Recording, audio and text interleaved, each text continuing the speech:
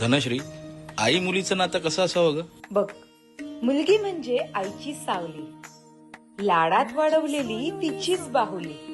आईसारखं व्हावं असं वाटतं प्रत्येकीला, पण आईचं मागणं फक्त एवढंच की सर्व सुखे मिळावीत माझ्या लेकीला. मुलगी पिल्लू असते तर आई लक्ष ठेवणारी घार, या दोघींनाही असतो एकमेकींचा आधार. कधी आंबट तर कधी अमृताची गोडी, जगायला चव देणारी ह्या माय लेकींची जोडी.